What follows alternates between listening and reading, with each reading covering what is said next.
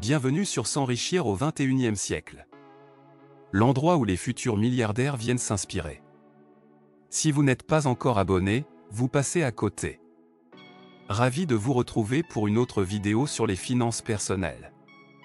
La plupart de notre communauté est intéressée par la création de richesses. Nous avons donc examiné ce qui constitue le portefeuille de la plupart des personnes riches. Celui-ci ne se concentre pas sur la façon de gagner de l'argent, mais sur ce que vous faites avec l'argent entrant pour consolider votre richesse. Attachez-vous, vous allez recevoir une éducation exceptionnelle aujourd'hui. Mais d'abord, les bases. Pour ceux d'entre vous qui découvrent ces termes, vous devez apprendre la différence entre les actifs et les passifs. Les actifs vous rapportent de l'argent.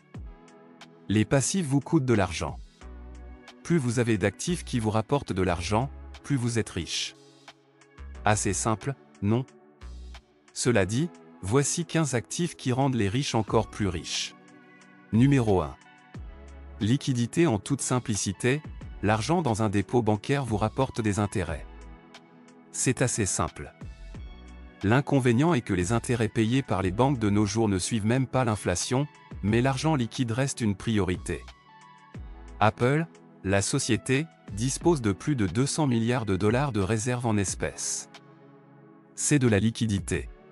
Alors pourquoi les riches conservent-ils une bonne partie de leur richesse en réserve de liquidité? Deux raisons. Premièrement, pouvoir saisir toute opportunité qui se présente, ce qui est assez explicite si vous y réfléchissez. L'accord de vos rêves est devant vous, et vous n'avez pas l'argent pour en profiter. C'est l'une des principales raisons pour lesquelles les riches épargnent de l'argent. Deuxièmement, la deuxième raison est parce qu'ils peuvent obtenir des rendements plus élevés directement à partir d'opérations en espèces. Non seulement les gens offrent de meilleurs prix pour l'argent comptant, mais vous pouvez également prêter de l'argent avec des intérêts élevés. Cette pratique s'appelle le prêt entre pairs. Si vos revenus sont faibles et que vous êtes prêt à prendre le risque, il existe de nombreuses plateformes qui proposent des services de prêt entre pairs. Fondamentalement, vous prêtez de l'argent aux gens et ils vous remboursent avec intérêt. La banque moyenne propose un taux d'intérêt inférieur à 1% sur votre dépôt, tandis que le prêt entre pairs fluctue de 7 à aussi haut que 15 à 20%. Mais gardez à l'esprit que si quelque chose semble trop beau pour être vrai, c'est probablement le cas. Gardez un esprit rationnel chaque fois que vous investissez. Numéro 2. Immobilier. C'est un gros morceau. Nous aimons personnellement l'immobilier. Pourquoi? Encore une fois, deux raisons. 1. Le loyer. L'argent rentre tous les mois avec un minimum de travail. Si vous êtes un peu plus intelligent, vous pouvez profiter des améliorations technologiques qui se produisent en ce moment et, au lieu du loyer traditionnel, optez pour la location à court terme pour des rendements plus élevés. Mais ce n'est pas aussi passif. Deuxièmement, le deuxième argument est l'appréciation. Le nombre de personnes augmente, même avec l'épidémie de coronavirus, et de plus en plus de gens ont besoin d'un endroit où vivre ou louer. La demande augmente, donc les prix des propriétés augmentent constamment et ils continueront à le faire, ce qui fait de l'immobilier l'un des meilleurs investissements possibles. En termes d'actifs immobiliers, vous avez 1. Les immeubles résidentiels. Les gens vivent dans vos propriétés et vous paient un loyer. 2. Les immeubles de bureaux. Les gens travaillent dans votre propriété et vous paient un loyer. 3. Les immeubles commerciaux. Les entreprises utilisent votre espace pour vendre des choses et vous paient un loyer. 4. Les terrains, qui peuvent être cultivés, développés ou même laissés en attente d'appréciation. C'est très important. La maison dans laquelle vous vivez n'est pas un actif, c'est une responsabilité. Cela vous coûte de l'argent pour y vivre, tout en n'apportant aucun nouvel argent dans votre poche. Numéro 3. Obligations, nous allons vous donner la version Elis 5 de cela. Lorsque les gouvernements ou les entreprises ont besoin de liquidités, ils peuvent émettre quelque chose appelé des obligations, qui sont vendues aux investisseurs intéressés. Grâce à ces obligations, le gouvernement ou l'entreprise s'engage à verser à la personne achetant les obligations un certain montant d'argent chaque mois. Généralement, les obligations ont une date d'expiration allant d'1 mois à 30 ans. Ce sont des investissements très sûrs car ils sont principalement garantis par le gouvernement. Mais comme vous le savez probablement maintenant, un faible risque en affaires se traduit également par de faibles récompenses. Les obligations sont généralement dans la plage de rendement annuel de 3%, ce qui est mieux que ce que proposent la plupart des banques, mais pas assez élevé pour exciter un investisseur débutant. Lorsque l'obligation atteint sa fin, le montant principal est restitué à l'investisseur. Les principales façons dont les gens achètent des obligations sont 1. Directement auprès du département du Trésor ou 2. Par l'intermédiaire d'une société de courtage. Numéro 4. Actions. Les actions ne sont pas aussi compliquées que ces firmes de Wall Street veulent vous faire croire. Les actions sont un moyen facile pour vous de posséder une partie d'une entreprise cotée en bourse. Si une entreprise émet 10 millions d'actions et que vous en possédez 1 million, vous êtes propriétaire à 10% de l'entreprise. Cette percée incroyable dans les instruments financiers a permis à la personne moyenne de posséder une part dans certaines des entreprises les plus lucratives de notre époque avec des barrières à l'entrée très faibles. Voici combien vous devez payer pour acheter une action de ces entreprises. Il existe de nombreuses plateformes qui vous permettent d'acheter ce type d'action et de l'investir en bourse. Les plateformes les plus courantes et les plus tendances pour l'achat et le trading d'actions en ce moment sont plus 5 cents, eToro, Trade24, Robinhood, Revolut, etc. Soit dit en passant, nous ne sommes affiliés à aucune de ces entreprises, bien qu'elles devraient nous contacter, car ce serait une excellente étude de cas pour savoir comment gagner de l'argent en utilisant ces plateformes. Nous garderons un œil sur un email. Numéro 5. Si les actions vous permettent d'acheter des actions d'une société une par une, les fonds communs de placement et les fonds indiciels regroupent plusieurs sociétés, de sorte que vous achetez dans l'ensemble du panier de sociétés. Pourquoi? Fondamentalement, vous êtes plus diversifié, c'est donc un investissement plus sûr à faire. Statistiquement, les fonds indiciels sont la classe d'actifs la plus performante. Les 5 fonds indiciels les plus populaires sont les suivants, sans ordre particulier. Fidelity, Xero, Large Cap et Dex. Vanguard S&P 500 ETF, SPDR S&P 500 ETF Trust, iShares Core S&P 500 ETF et Schwab S&P 500 Index Fund. Si vous voulez commencer à acheter des actions une à la fois, vous êtes statistiquement plus susceptible de vous planter. Vous n'allez pas être l'un de ces traders miracles qui battent le marché d'une année sur l'autre. Vous n'avez pas ce genre d'informations et c'est super compliqué d'essayer de rivaliser avec les grands. C'est là que les fonds indiciels entrent en jeu. Le S&P 500 rassemble les 500 entreprises les plus performantes. Lorsqu'une entreprise sort du top 500, elle est remplacée par une nouvelle entreprise très performante.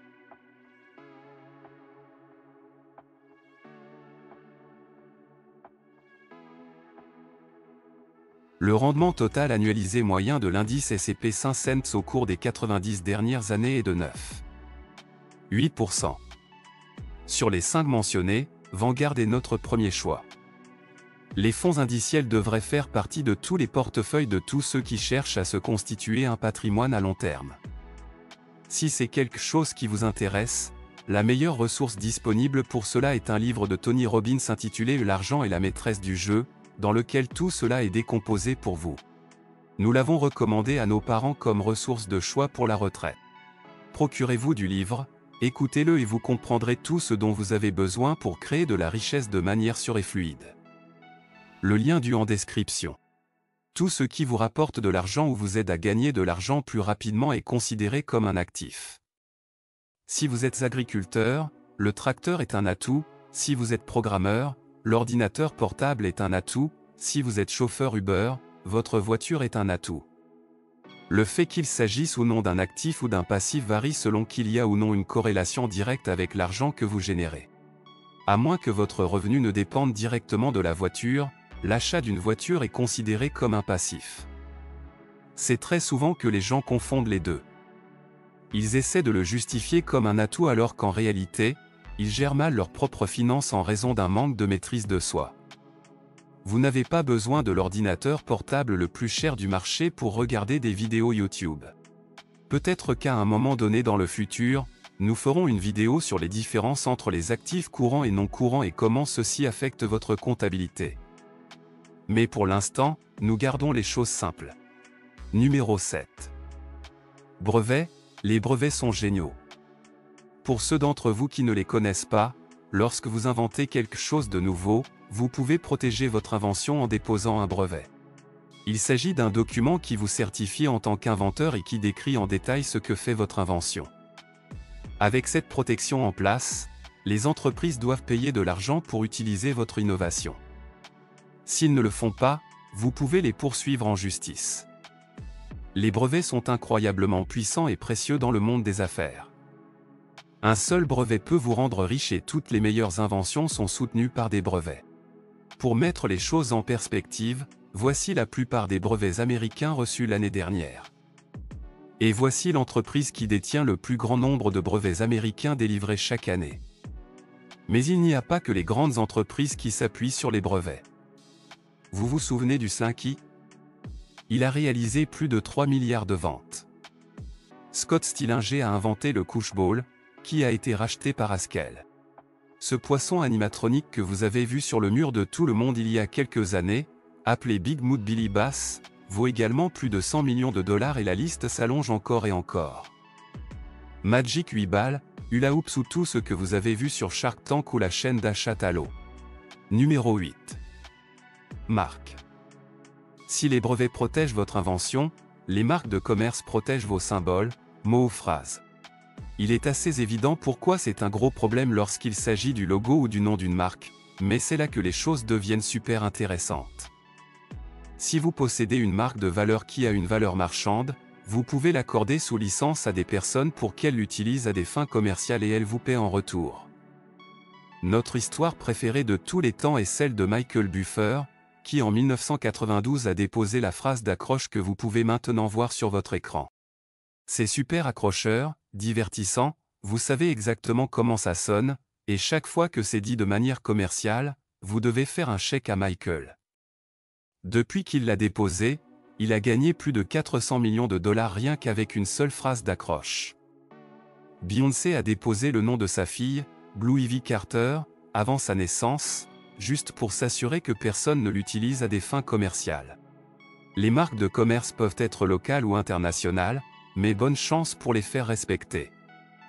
Et pour que les choses restent intéressantes, une entreprise américaine sur 5 déclare qu'il y a des entreprises en Chine qui enfreignent leur propriété intellectuelle. C'est en fait l'une des principales raisons pour lesquelles la Chine a connu une croissance si rapide, le mépris total des droits de propriété intellectuelle. La Chine vole plus de 600 milliards de dollars de propriété intellectuelle au reste du monde chaque année. Mais quoi qu'il en soit, revenons aux actifs qui vous rendent riche. Numéro 9. Il existe des différences subtiles entre la marque et l'achalandage, mais les deux sont très précieux pour toute entreprise. Une marque est l'empreinte qu'une entreprise laisse dans l'esprit des consommateurs, ce qu'elle représente et ce qu'elle se présente comme étant. La bonne volonté et l'affection émotionnelle que les gens ont envers votre marque. Une marque est détenue.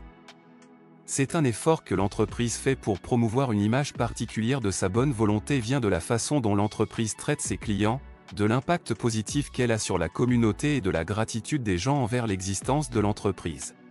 La bonne volonté est très difficile à cultiver ou à mettre à l'échelle, mais les gens sauveront littéralement les entreprises de la faillite en raison de la bonne volonté qu'ils ont pour elles. Il y a des entreprises qui ont connu un succès incroyable rien que grâce à leur image de marque. La famille Kardashian en est un excellent exemple. Mais si Kim ou Kylie attachent leur nom à quoi que ce soit, elles peuvent générer des ventes comme personne d'autre. Nous ne savons pas si les kits pour les lèvres de Kylie sont réellement meilleurs que ceux de ses concurrents, mais cela a fait d'elle une milliardaire. Vous vous souvenez aussi quand Kim Kardashian a gagné plus d'1 million de dollars par minute grâce à son application Kimoji? C'était dingue.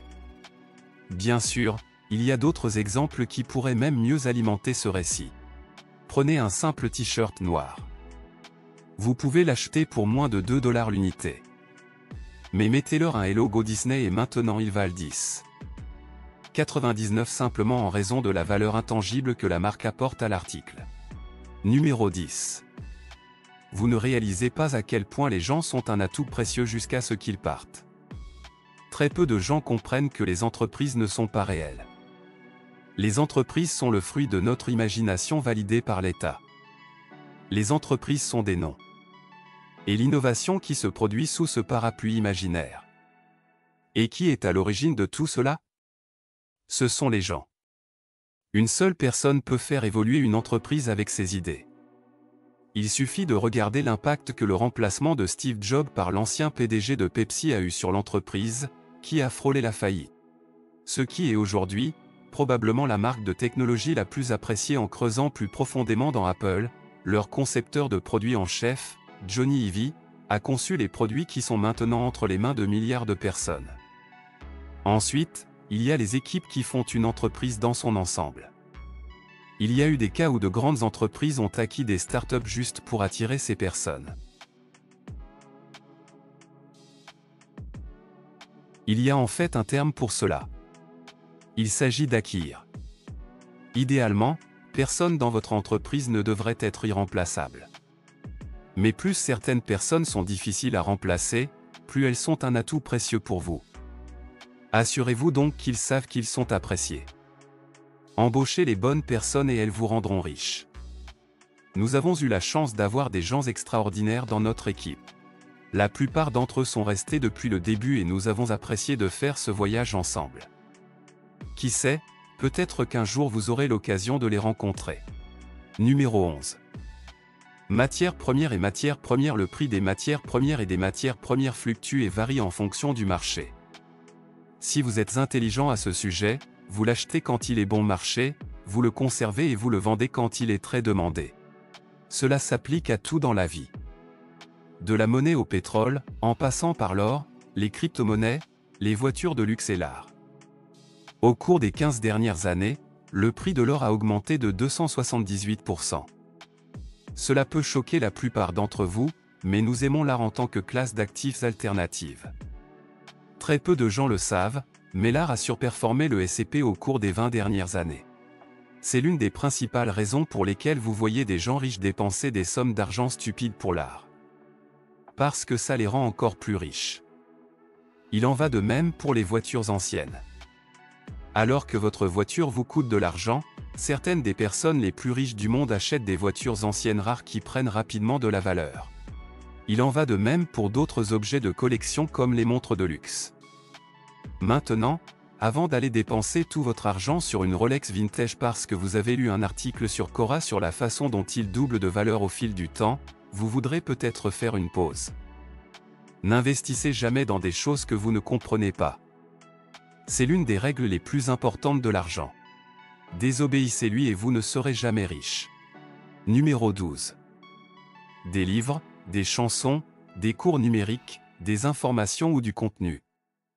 L'information est une chose incroyable à vendre parce qu'elle est évolutive à l'infini. Vous écrivez le livre une fois et vous pouvez le vendre 1 million de fois. Il en va de même pour un cours numérique, une chanson ou tout autre type d'information ou de produit numérique.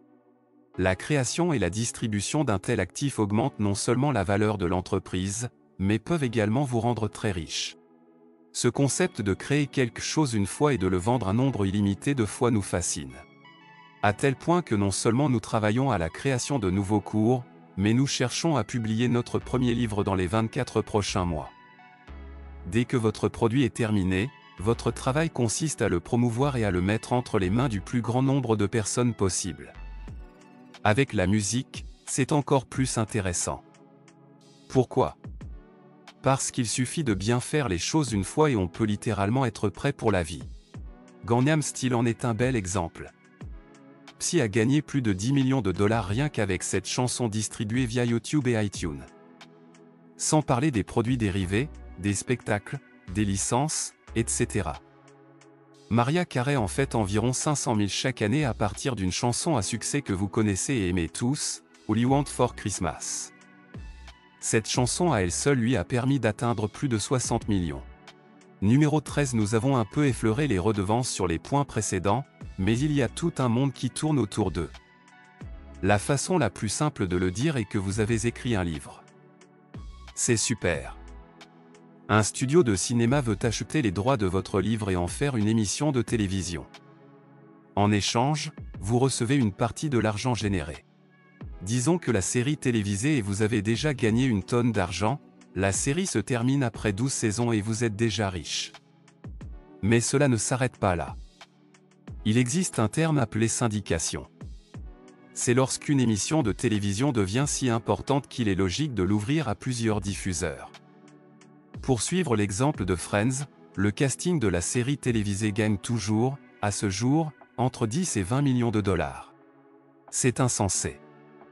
Le grand succès le plus récent est Big Bang Theory, qui a obtenu un accord de plusieurs milliards de dollars avec HBO pour avoir l'exclusivité jusqu'en 2028. Les redevances s'appliquent à tout ce qui a trait à votre propriété intellectuelle. Les royalties ont fait de George Lucas un milliardaire. Quand il leur a proposé Star Wars, ils n'y ont pas beaucoup réfléchi, supposant qu'il était susceptible de faire un flop. Au lieu de payer 500 000 à George en jetons de présence.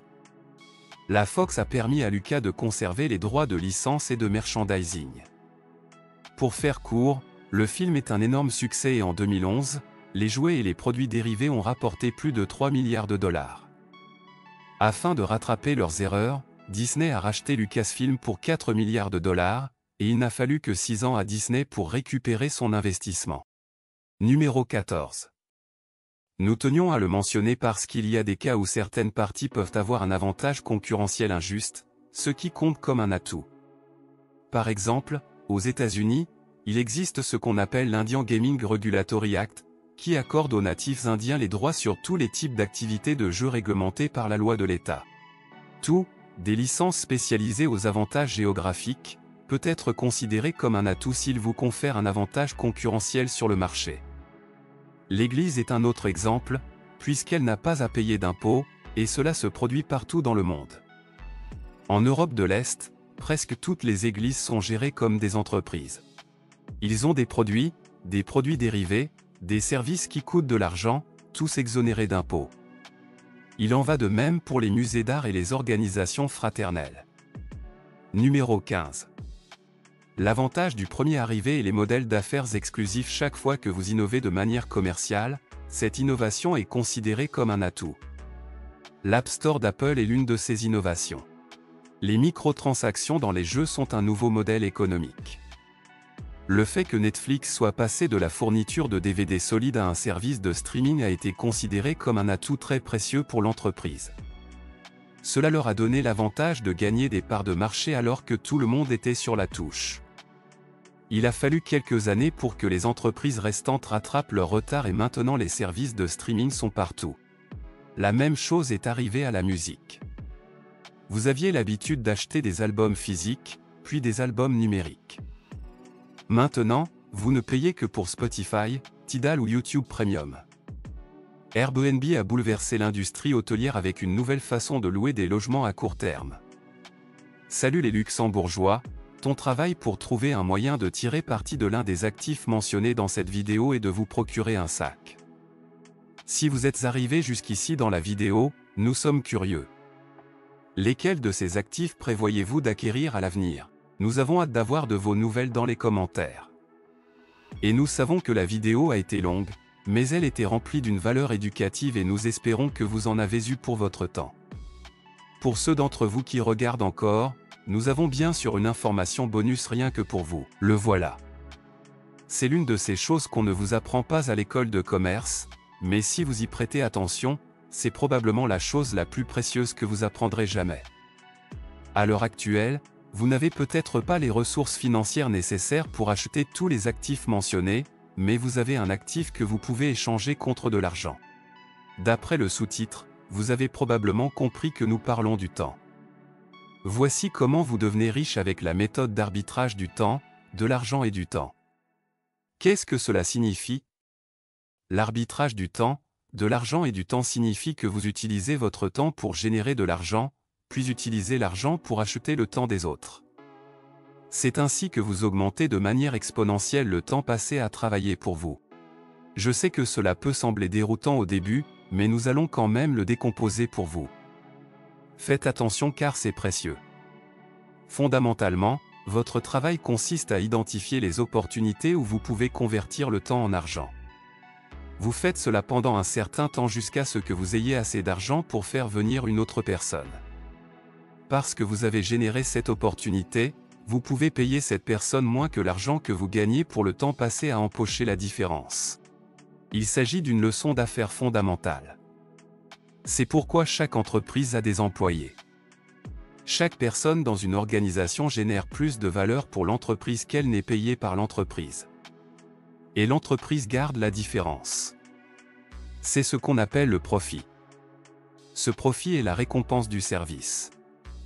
Résoudre le problème du temps, de l'argent, de l'arbitrage. Si vous êtes nouveau dans le monde des affaires, travaillez dur en échangeant votre propre temps contre de l'argent. Puis découvrez comment vous pouvez utiliser cet arbitrage pour créer une véritable entreprise. Tous les propriétaires d'entreprises comprennent cette méthodologie, mais très peu d'autres personnes la connaissent. Parce qu'ils ne pensent jamais comme un propriétaire d'entreprise. Maintenant que vous le faites, nous sommes impatients de découvrir ce que vous allez en faire. Si vous êtes arrivé jusqu'ici et que vous comprenez le concept de temps, d'argent, de temps, veuillez écrire TMT dans les commentaires de cette vidéo. Tout le monde sera déconcerté par votre commentaire, mais nous saurons qui sont les vrais. Merci d'avoir passé un peu de temps avec nous. Assurez-vous d'aimer et de vous abonner pour ne jamais manquer une autre vidéo. Nous avons également sélectionné ces vidéos que nous vous recommandons de regarder ensuite.